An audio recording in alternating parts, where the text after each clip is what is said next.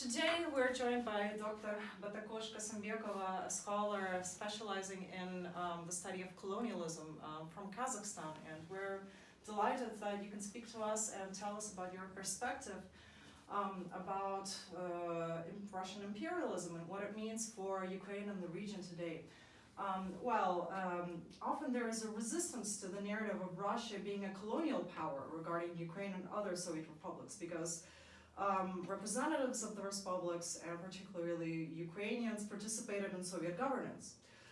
Could you explain how Russian colonialism in the Russian Empire and USSR is different from colonialism of Western powers in Africa and Asia? Is it colonialism then?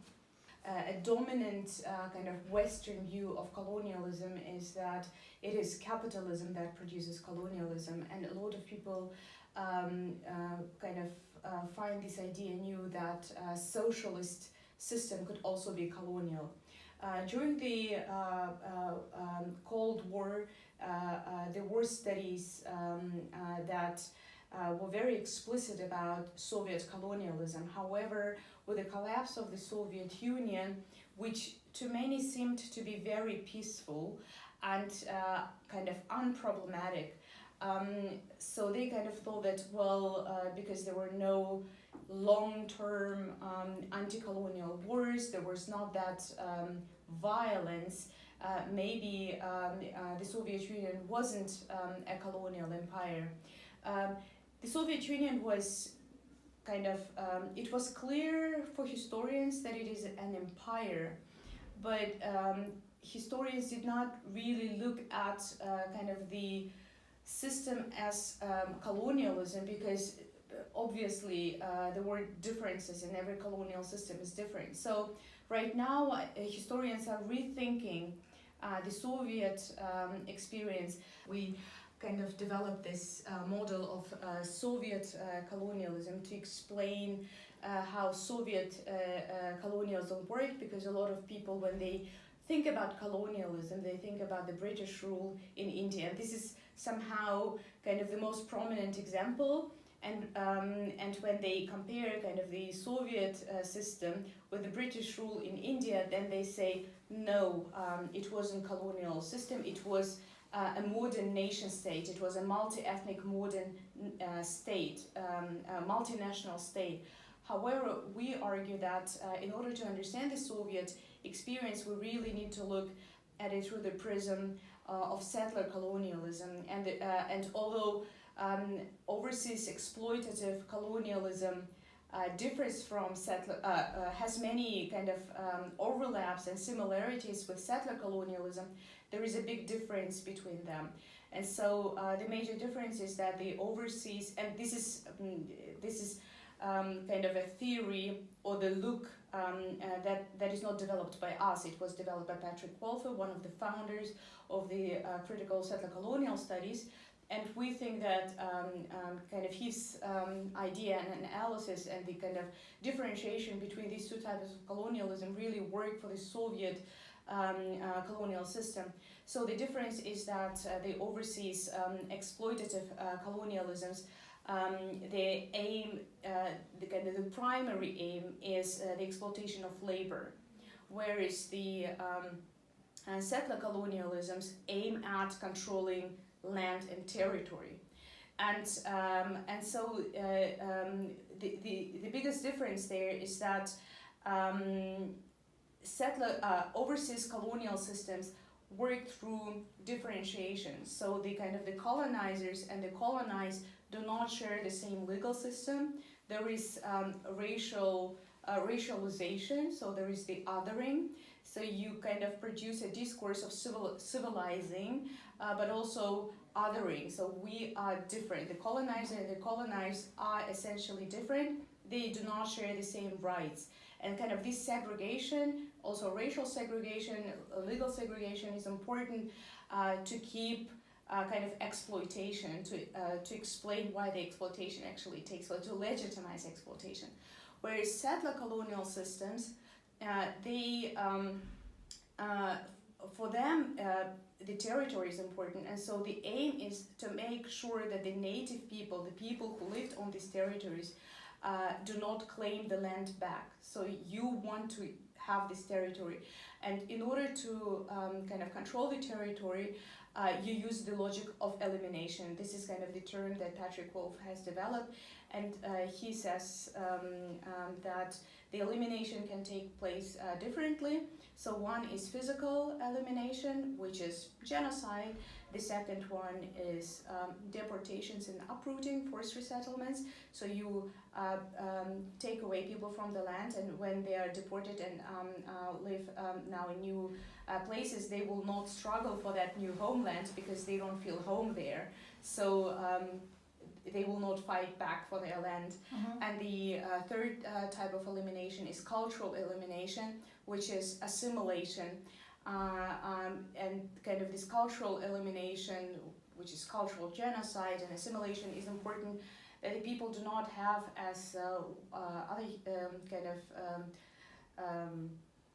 of scholar of settler colonialism, Verenice says, is to eliminate sovereign capacity, so that you are capable to feel yourself different, to claim your land, to claim your autonomy, to claim your sovereignty, and to claim your independence. So assimilation is there for people to forget themselves in a way. So there is a continuation between kind of the Tsarist, the Soviet, but also contemporary Russia.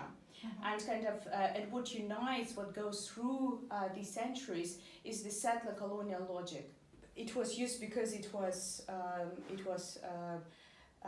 efficient. If you look at the current map of what is called Russian Federation, it's the biggest country on earth, and it was of course conquered through violence, but also the kind of the logic of elimination was used and is used even today. So you probably know kind of the in Russia it's very difficult for people to study their languages.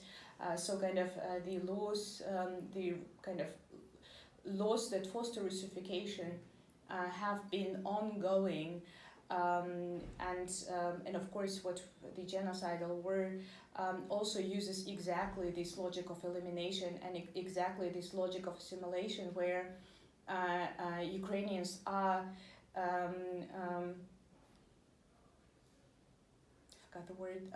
are proclaimed to be Russians, and this is the elimination. So we see the deportation of children. This is the assimilation. This is kind of the classical settler colonial logic of elimination. Paris and London had empires, whereas Russia was an empire, where in Russia it wasn't clear whether there was a Russian nation and then its colonies. So it was this kind of settler colonial, so there are no borders, it's all Russia. Whereas with the British kind of empire, you have kind of the kind of national development, and then you have overseas colonies. When we talk about Russification, one can think that we have kind of two-class citizenship. So kind of Russian citizens or Russian people being first-class people, so being kind of privileged group, and the others being not privileged group. So, and then you have the feeling kind of in practice, you have the feeling that Russian settlers are more privileged, and then it is experienced as one nation over another nation.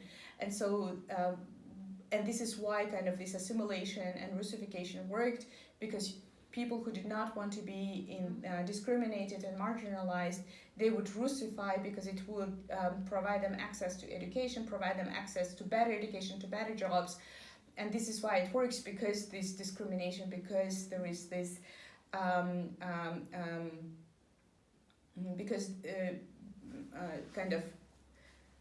system of first and second class citizens, and this is why it for a lot of people Soviet rule was Russian rule. It was experienced as Russian rule. And for the case of settler colonialism, I would not really use this term collaboration because it gives more agency to people than they had. It doesn't take into account their experiences of marginalization and their need to survive. For example, my grandmother, her whole family died in the hunger, and she was put into a Russian orphanage, and even in this Russian orphanage, a lot of children died. More than 50% of children died in orphanages, and so she was Russified. She became kind of a Russified person. So she was not really a collaborator, and a lot of people, they didn't simply have a choice. For example, a mother with 3 children would need to work at a factory, and then there would be no schools in Ukrainian or in Kazakh, and the children would be Russified. So I think it would be very difficult to use the term collaborator. Usually the term collaborator is used when a person doesn't have to do something, but they do it anyways. So, but if a person doesn't really have a free choice, equal choice between things, then I don't know what term we should use, but it's cultural erasure. But I don't know yet. This is a very good question because I think about it. But also another thing, the problem with the term collaborator is a bit difficult because that understanding of nation as a kind of political community based on popular legitimacy, it has developed quite late in the 19th century, early 20th century. So the people who would go to the imperial center, they would, historians try really to understand with which worldview the historical actors actually lived. And so they lived, the way they understood the world was not the national lens that did not exist yet. So so I just wanted to say that because it's quite important to look at what is the historical context in which our historical actors actually act in order to understand the historical processes. But it doesn't mean that there were no collaborators. For example, in Kazakh history, some of the khans that collaborated with the Russian imperial regime, sometimes they were then, abandoned by people. So, and they were called collaborators, and people kind of left, and there was kind of this process, and there was this consciousness that this is collaboration, and then we can speak of it. And you're right, in settler colonial context, we kind of the cultural erasure takes place on a different scale than in overseas, but it doesn't mean that in overseas colonial context you also have kind of elite through which you rule, and this elite is co-opted. It's co-opted elite that also takes the language of the colonizer, but not only the language of education, and becomes kind of the intermediary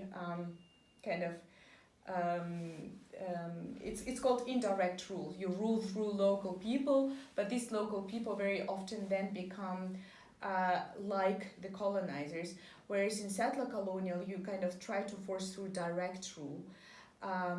Without the it's not 100%, it's not black and white, so all of these elements exist at the same time in both systems, but just very crudely and very generally saying that yes, if we take settler colonial context, cultural erasure takes place on a larger scale.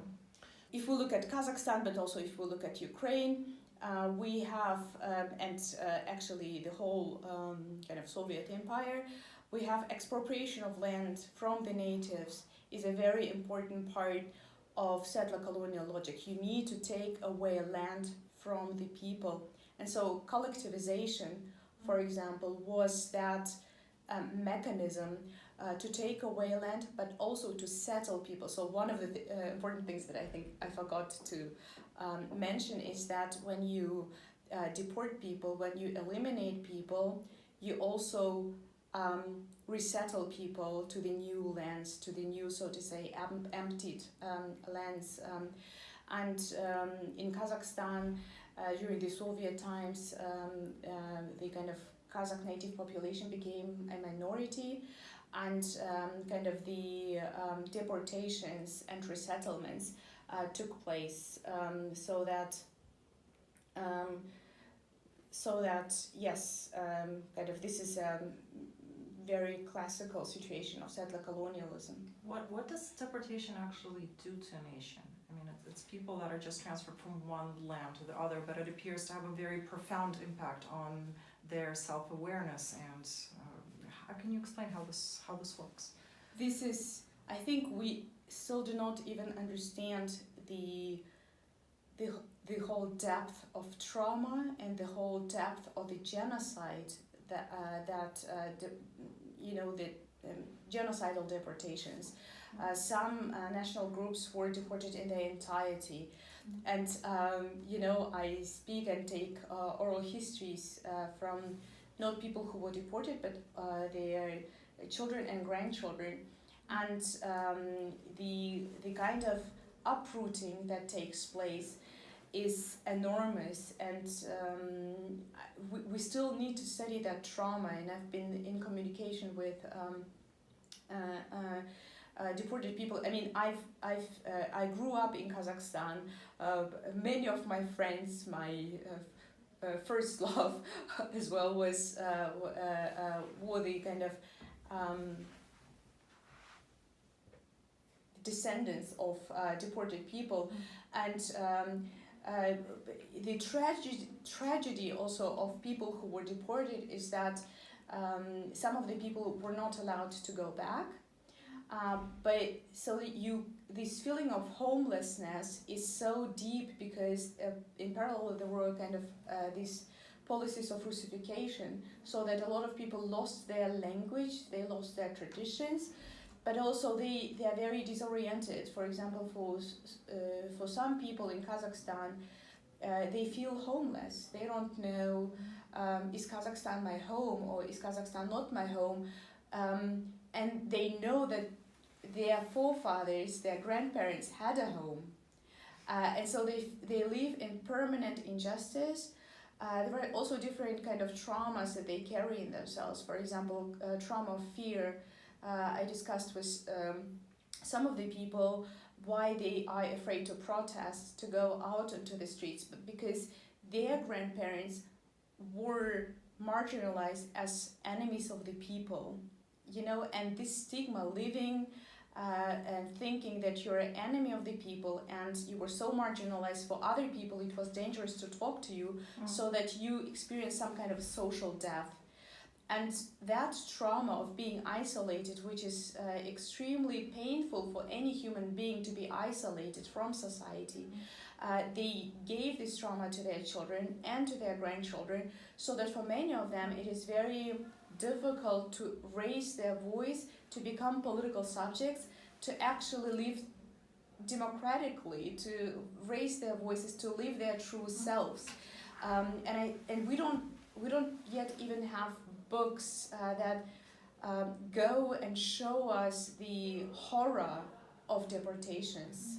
It is very important to go through that trauma, to go through this crime against humanity, and it is important to stress that deportations of nations was genocide, and it is crime against humanity. And what does crime against humanity mean?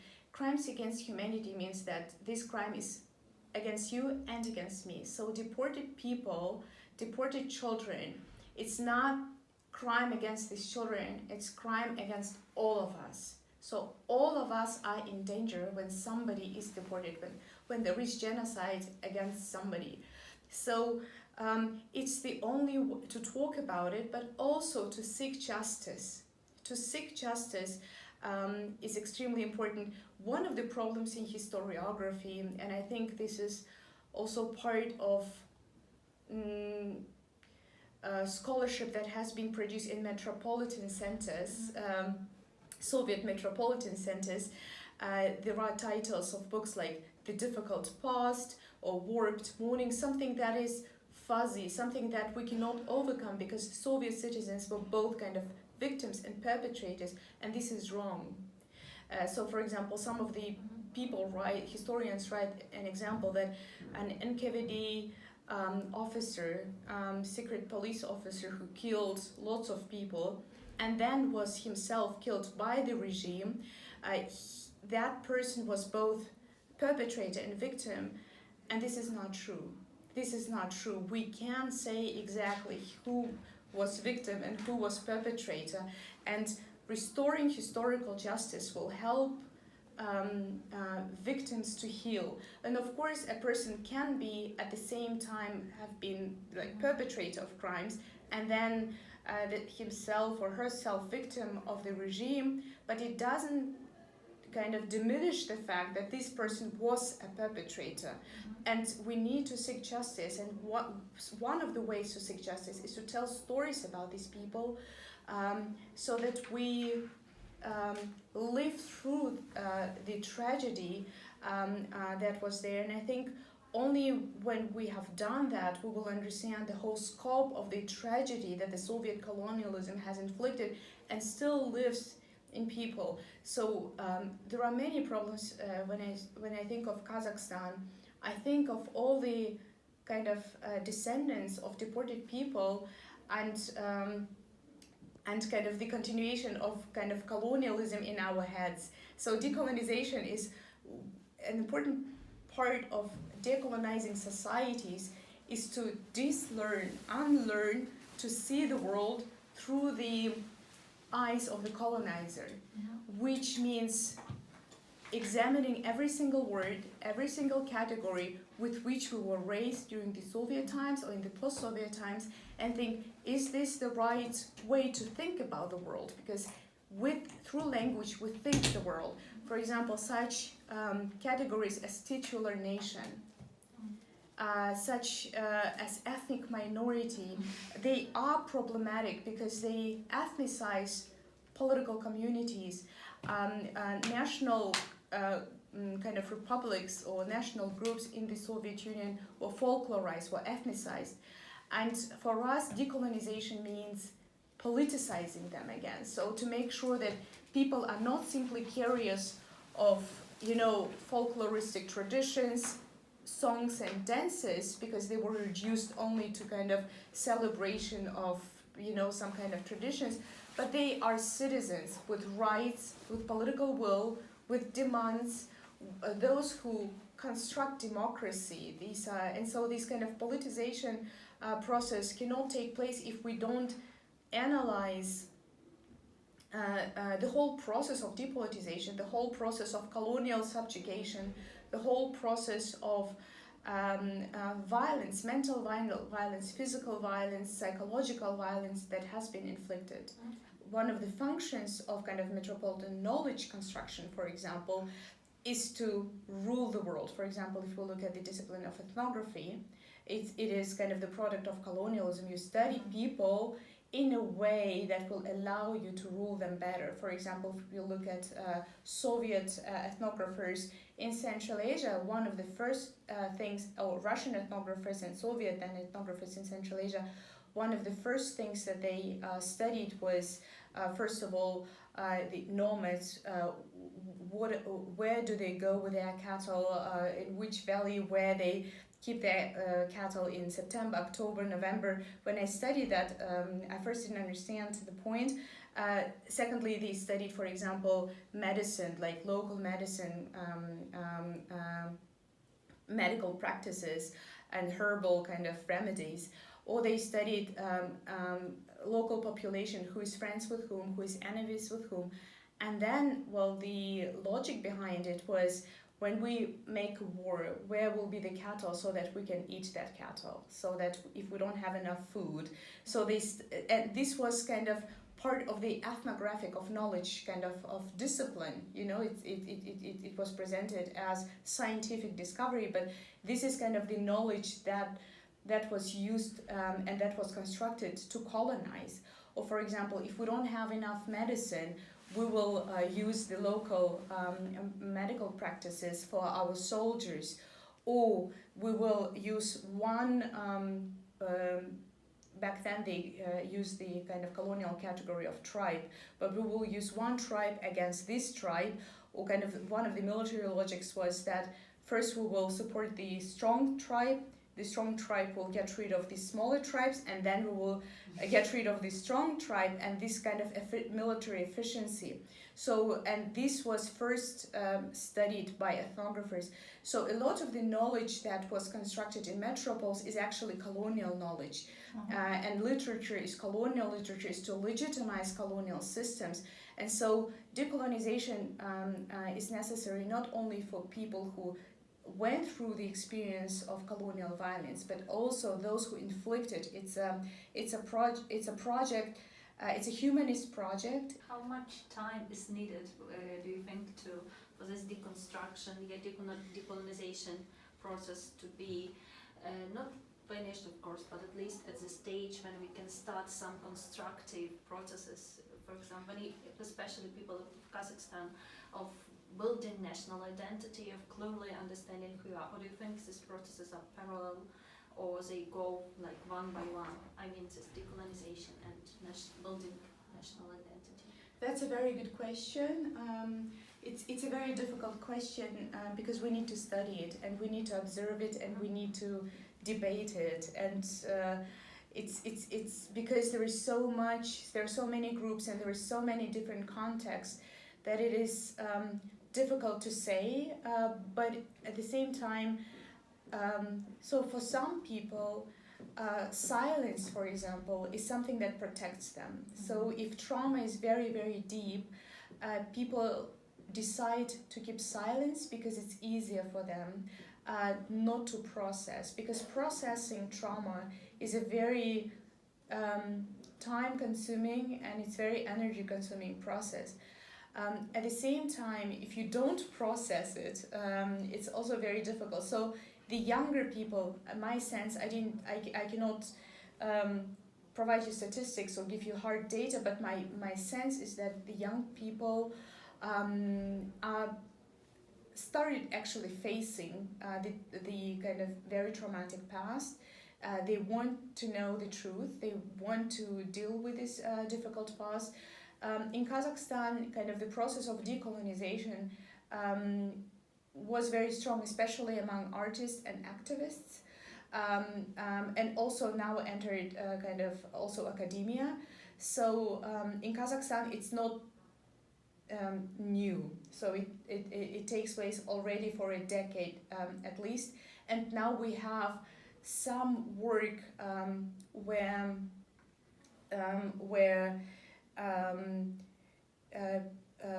people talk about themselves, but that process of talking about themselves and looking at the past and actually processing kind of this colonial history leads to democratization of society. And both of these things, so you cannot heal trauma without speaking difficult things, without debates, without arguments, but you can do it only in a setting that allows you to be free and allows you to demand rights, allows you to struggle. So these two processes are interconnected, which means that in societies where there is no freedom, kind of the processing of trauma will be very difficult and can maybe not take place at all, you know. But in societies that can face this, the healing can take place. So in Kazakhstan, there is a lot of these debates that we need decolonization because we need to pay respect to those people who died, and we need to heal. And only after we're healed will be powerful. So decolonization is about empowerment, is actually becoming strong.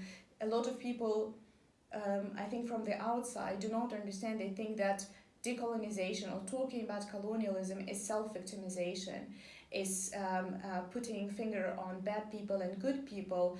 But victims do not have to be good people. Victims don't have to be comfortable and nice.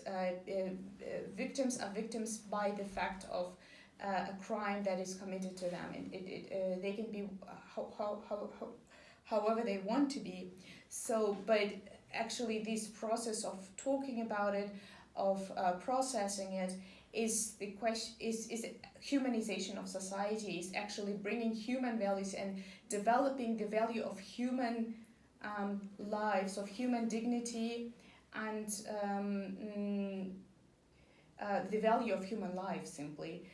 So kind of this process has to take place together, and only by kind of bringing back on the agenda the value of every single human being, when we look at our past through the lens of that respect to human dignity, we will see the past differently, and then we will be horrified by that past. Mm-hmm.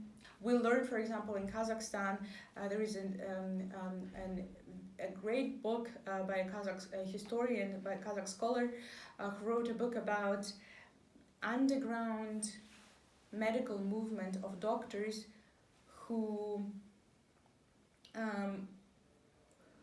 wrote down all the health issues of people who suffered from atomic testing. You know, most of the atomic, armament or atomic arms were tested in Kazakhstan, and very often when the bombs were tested, the local Kazakh population did not even know about it. Yes, and it's mostly ethnic Kazakhs. Yes, and it was mostly ethnic Kazakhs who suffered from these nuclear testings, and it was forbidden to tell people that there were nuclear testing, and it was forbidden to talk about the health issues, and people were born without legs, without hands, people had cancer, people were handicapped. So in Kazakhstan and in Central Asia, the one of the biggest and heaviest legacies of colonialism is health. People are born with, generations and generations, we will be coping with health consequences. So, but there was a movement during the Soviet times where some Kazakh doctors actually wrote down everything. They wrote down everything to show that. There were student groups also during Soviet times who were clearly talking about Soviet colonialism, and all of this comes out now, and we learn about a lot of the horrors that took place, and we are horrified, but at the same time it helps us to heal, but it also helps us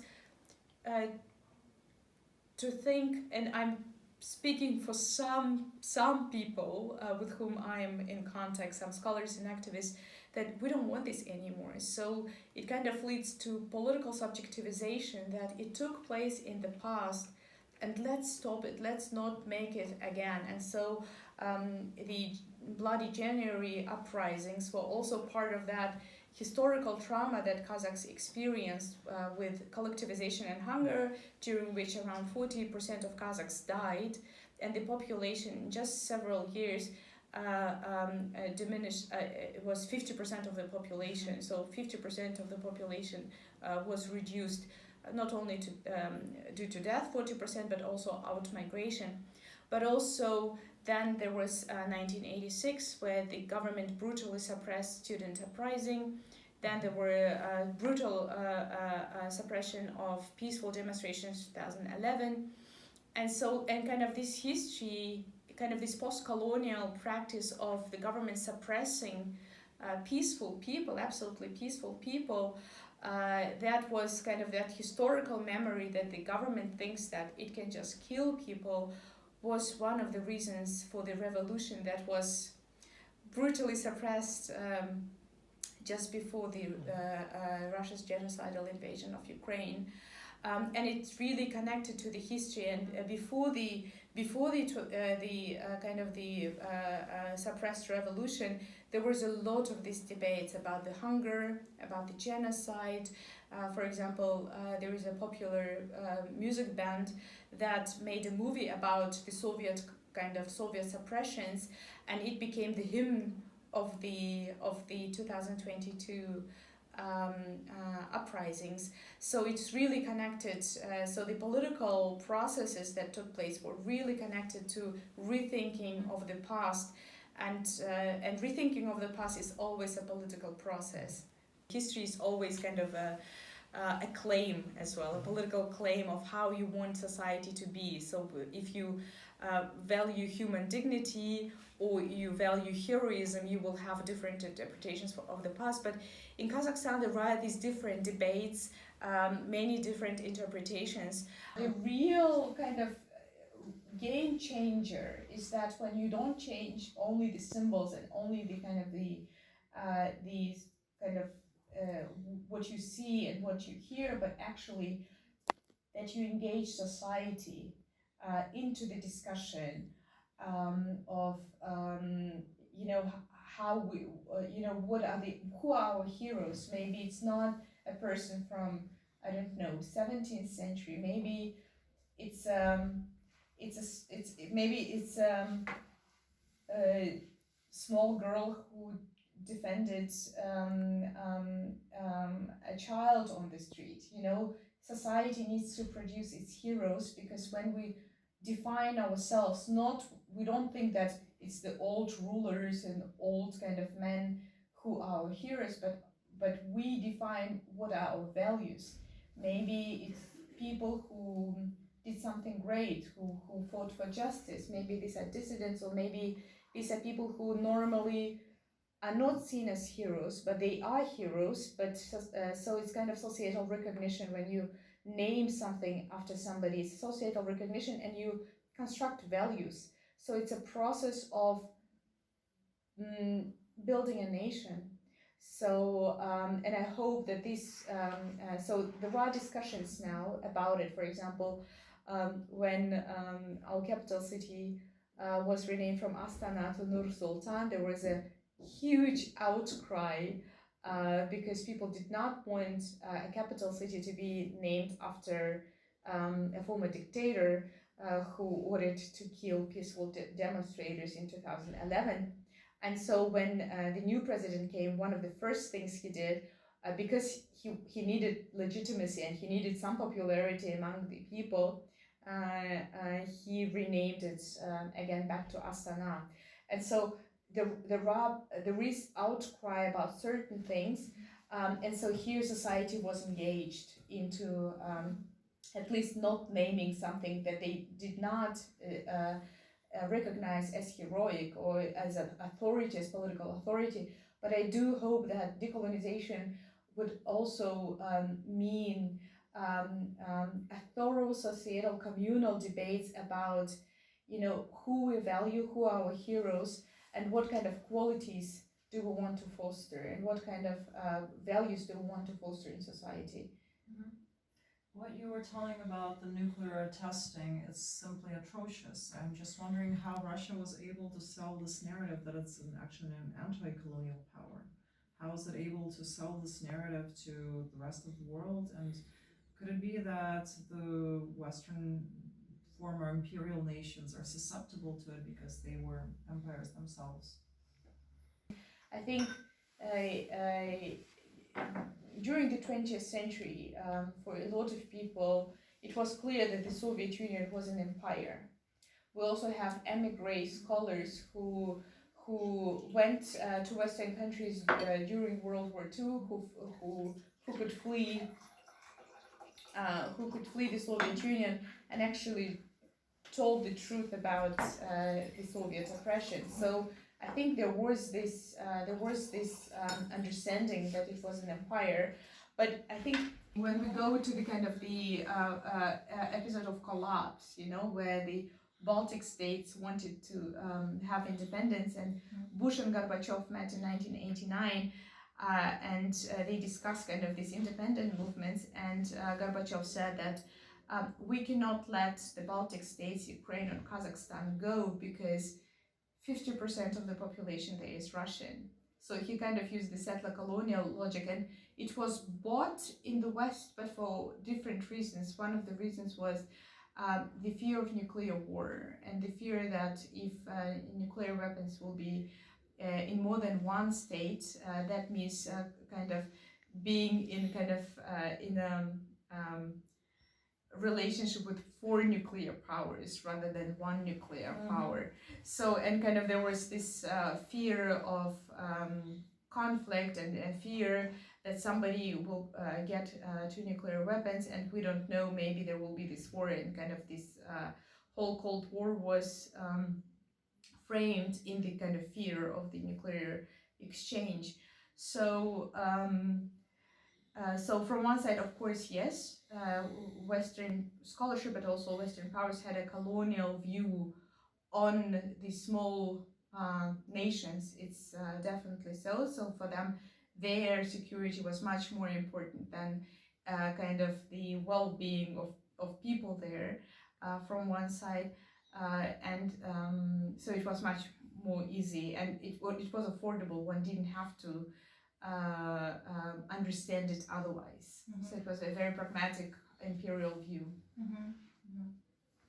And what about the contemporary Russians? It seems to me that the sort of imperialism, it's very deeply ingrained into how Russians see themselves. And you mentioned that there are discussions happening in Paris and London about the legacy of these colonies. We don't see that happening in Russia. How did it come to be that imperialism has such an important role in the Russians' view of themselves? And what should happen for this to change? That's an excellent question, and this is the question that would potentially save a lot of lives. I call this phenomenon imperial innocence. Russian imperial innocence is the deep belief in one's own sacrality, victimhood, and goodness. And the ability, that lens of kind of innocence allows to oversee the kind of the cultural, physical, political violence that is used to sustain colonial relationships with many people inside the Russian Federation, but also with neighbors. And unfortunately, there is not a single anti-colonial thinker, philosopher. Russia has not produced a single intellectual and there is not an anti-colonial text that would be a moral document, a moral text for the future of Russia. What we have moral texts that are colonial. So I still meet intellectuals who admire Solzhenitsyn, despite his colonial nationalist views. So it's a very difficult question. We don't know how it can change. But I'm trying to explain why it is, and kind of if we look at the cultural history of Russian colonialism, it has started and it still functions through the production of a cultural figure of a Russian person as an innocent martyr. And it is a very comfortable image that, because it's so comfortable and because it gives you also privileges, it's something that is very, very difficult to lose. So for example, for people who are under kind of Russian colonial suppression, for them the fight is for their lives. But for Russians, decolonization would mean losing privileges. And so there is no structural incentive to decolonize. There is no structural incentive to decolonize. Also, it is connected to the Russian economy, colonial economy. You steal a lot of natural resources, and you don't really have to work, but you're very wealthy. And so that system of theft can be based only if you suppress national groups. There is no such thing as Russian gas. There is no, we need to call it Tatar gas, or we need to actually name it by the name. It will be a linguistic decolonization that will highlight, because we usually say Russian gas, and when we say Russian oil and Russian gas, we sustain the idea of Russian imperial innocence, because we erase the other people, we erase their national wealth, we erase their lives, and we erase their presence. So probably a better way to talk about it would be the gas stolen by Russia from, you know, it would be more words, but it will explain how that system works much better. And so far we say Russian diamonds, there is no such a thing as Russian diamonds. So here decolonization first happens in the view of how you view things. Of course one can say Russian gas, but then one accepts that it is Russian. Just as, for example, the song Volga is the great Russian river.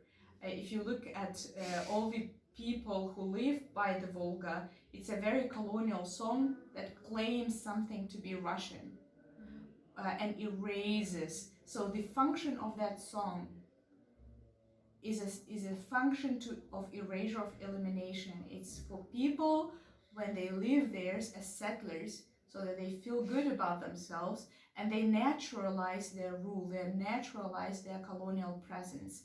And we need to decolonize even songs. We need to decolonize the language of how we name the natural wealth.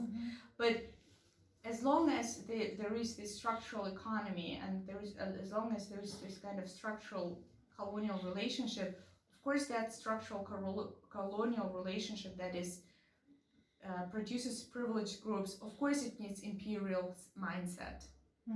Empire works, empire has to be sustained with imperial mindset.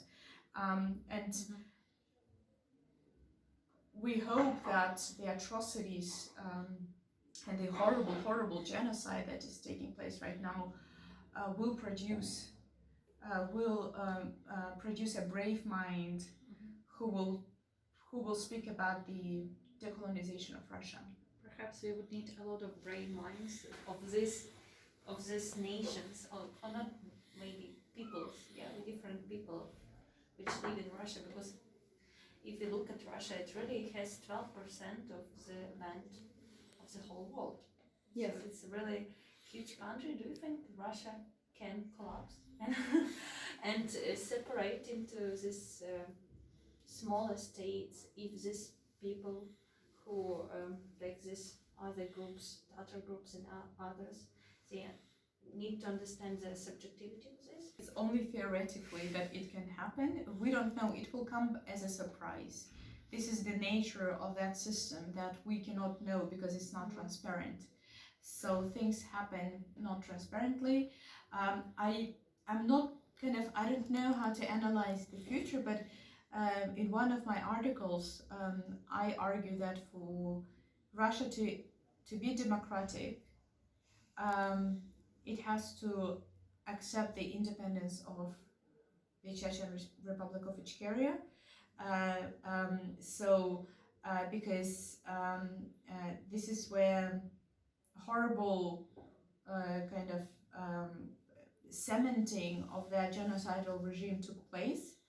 And for Russia to have this kind of transformation, political but also moral transformation, it has to, by the nature of the horrors that were inflicted without an outcry, without a societal outcry, only by going there and declaring Chechnya independent can Russia ever become democratic. So I strongly believe that these two things are connected.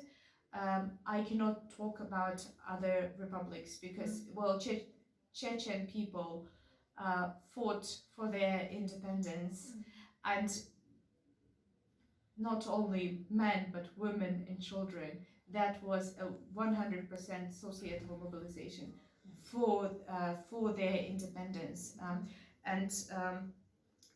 but also by doing it, I think Russian society can transform. Without it, Russian society, I cannot imagine Russian society transforming otherwise. Right now, the countries of Central Asia are really trying to become less dependent on Russia.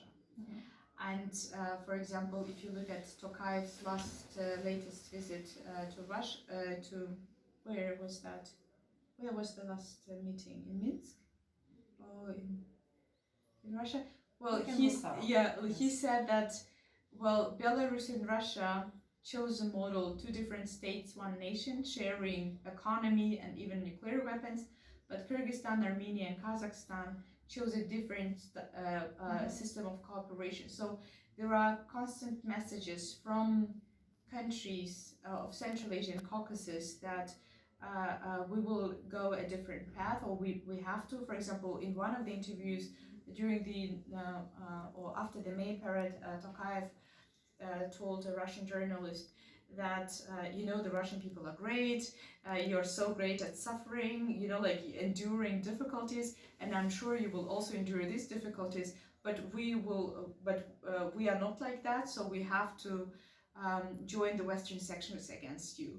So he was trolling, like, you are great, but we are not great, so we will just join the sanctions against you. You need to see it. It's very funny.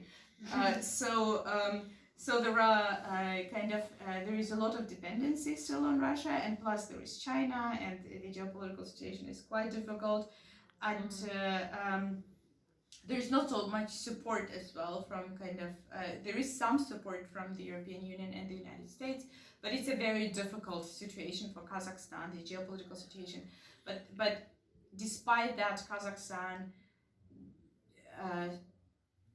does a lot to really become less dependent on Russia, and it's actually now all Central Asian countries started really collaborating, and it didn't take place before the war, simply because they realized that we really need to part ourselves from Russia, and this is the chance. And actually people started talking to each other. Countries started talking to each other, and so there will be more integration of Central Asia, and there was no integration. We didn't know each other really. We didn't cooperate in the region, and it was also part of the colonial legacies of divide and rule. But now actually there is this integration with a clear understanding that we need to become less dependent. I mean, independent would be a very strong word to become independent of Russia. I don't think so, but as less dependent on Russia as possible.